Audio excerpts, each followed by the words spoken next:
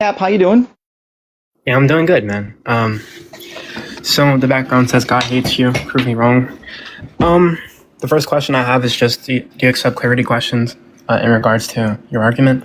Yeah, of course. And then, okay, yeah. So the first clarity question is what exactly is meant by hate?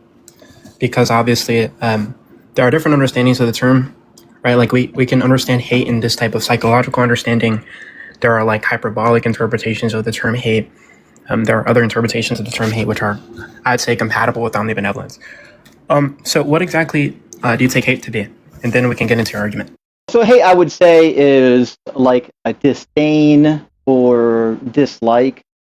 Maybe you would say the opposite of like. So if you like somebody, the opposite of that would be you hate them. Although I would say hate is like an exaggerated form of dislike. Would that be okay?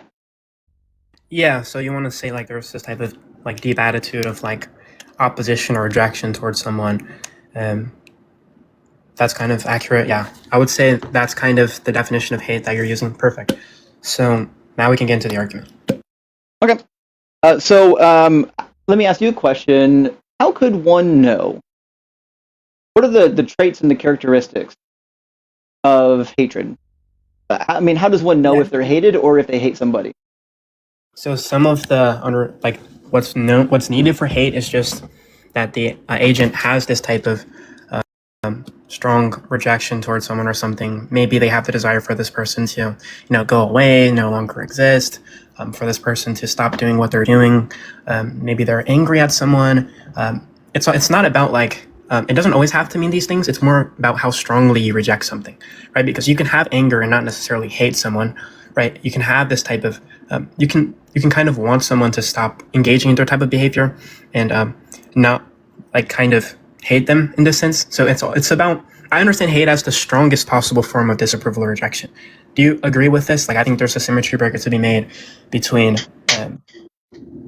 the type of hate that I'm talking about and the type of understanding of anger or kind of like, do you agree that there's a distinction to be made there?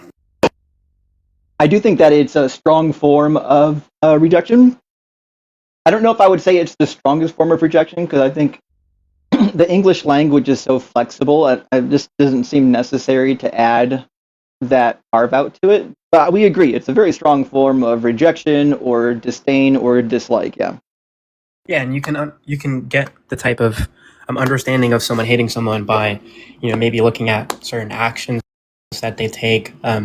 You have like a difference between hatred and this type of like justice or this type of like righteous anger.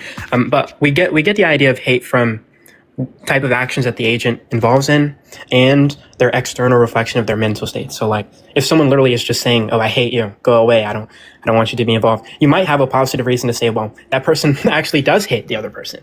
You know what I mean? So it's all about kind of looking at and analyzing this type of psychological representation of the mental states there. So the goal in mind for this conversation I'm not sure I know exactly where you're going. When I say hate, I'm just saying, hey, hate is referring to a disdain, an aversion, a dislike, hostility towards somebody. But you asked me a type of epistemic question, which was, how do you know someone hates someone else? I'm just laying those criterion out right now. So the goal for the discussion here is just for you to establish that God fits this type of definitional characteristic, insofar as like giving me an argument for the claim, basically. So now that we have that out the way, we can That's why I asked, what do you think is indicators of hate? So, for example, if somebody said, this person over here hates, how could we validate the claim?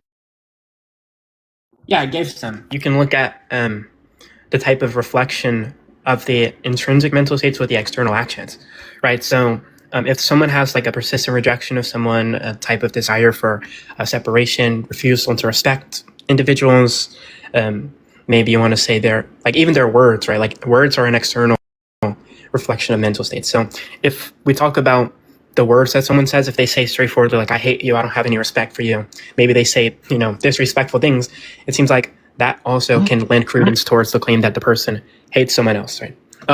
So the goal for the discussion, and this is kind of where I was going, was for you to demonstrate that God does these type of things, or somehow satisfies the definitional characteristic. I'm specifically looking for an argument for the prompt.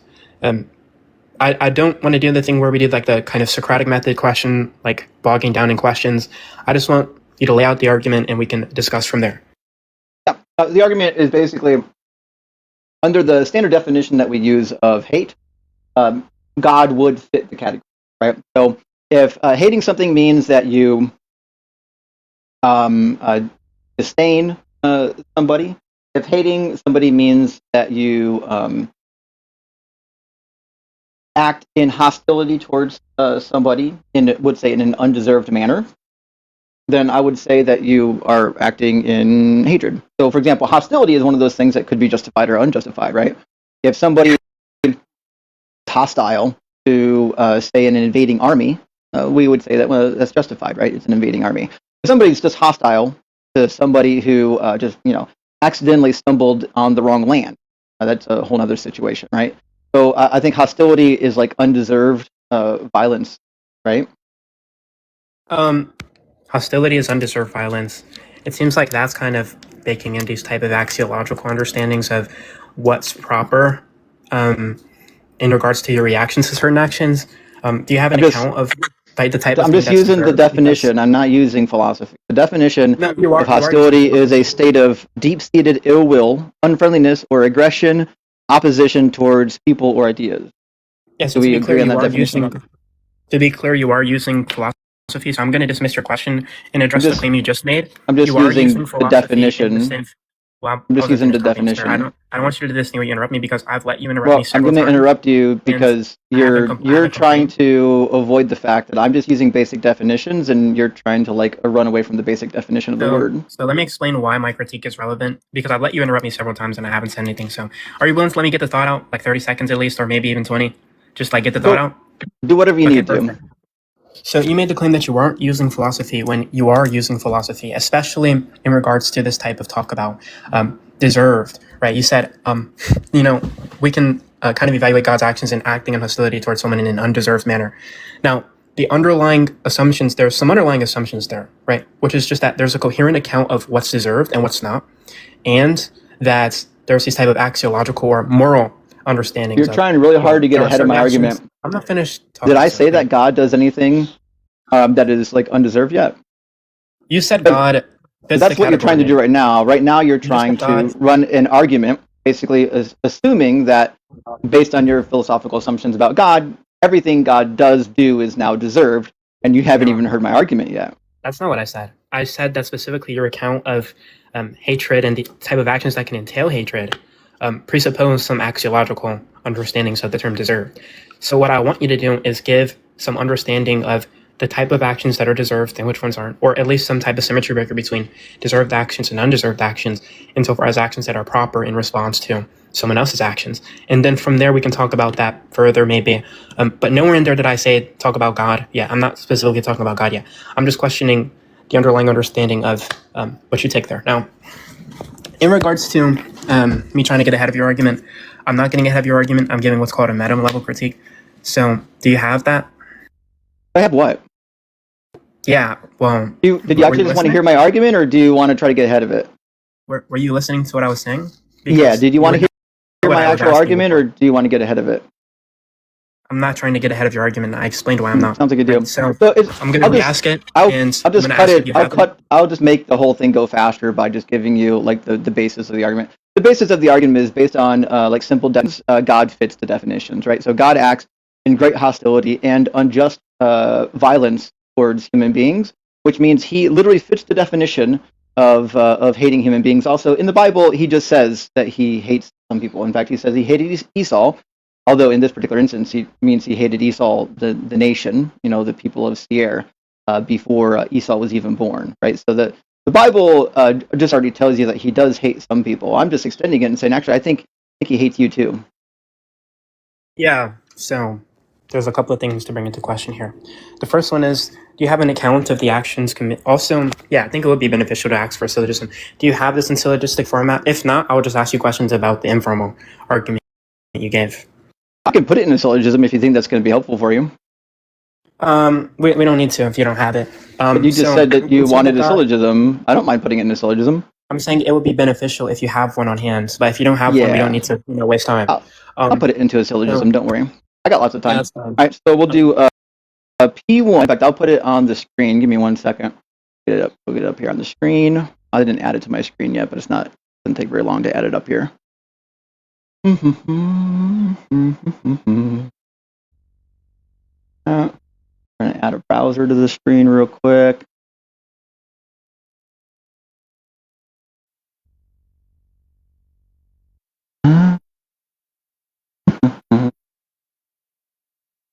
Because we're not going to add a browser. It won't let me add items to my scene while we're live. Oh, well. Anyways, I'll work on that later. P1 is, we can just start with the definition. You want to start there? We would say hate is, we can even say defined by undue hostility towards another. We agree with that? Yeah, we can have that be premise 1 for now. Yeah. So premise number 1 then I think is fair and simple. Hate is defined by undue hostility towards other. Premise number 2 is God displays undue hostility towards others. And then the conclusion, obviously, would be that God hates, let's say, at least some people. We can work on the God hates you once we get through this. So the problem you're going to have is you're going to disagree with premise 2, I assume. No, I'm not actually going to disagree with that at all. So the first problem I have is just that the argument just seems straightforwardly formally invalid. What's invalid about it? Yeah, so validity just talks about the structure of the argument, right? Yeah, what's wrong with the structure? What logic are you using? What's wrong with the structure? Yeah, well, if you're using propositional logic, we're just going to need you to say what you think is wrong with my structure. Yeah, well, yeah, I'm going to explain. So if you're using propositional logic, you don't have an inference rule there. Not only do you not have an inference rule, if we plug it into like a truth tree, where there's like you just test the validity. Didn't we already go over this last time we talked? Cap, didn't we run like 15 minutes of this nonsense last time we did a syllogism? And I've never discussed with you, but I'm pretty sure we did this already. You're obviously panicking. So if we plug the argument into a truth tree in propositional logic, you have P, Q, therefore S, which obviously is invalid, right? We can just look at the truth tree. So you're just mad that I didn't use the word if. It's invalid though. Like, he thinks it's invalid because I didn't use the word if. No, it's invalid because there's no. So I just plugged it into an AI model and says it's deductively valid in substance.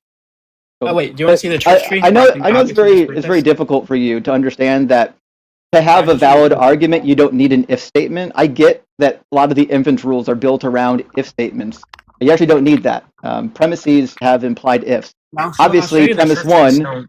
If hate is defined by undue hostility towards other, and God displays undue hostility towards other, then it would mean that God hates some people.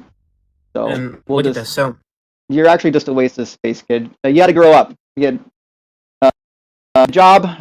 Tell you, study something real in school. I have no idea what you're doing with your time, but you're a waste of space. Okay.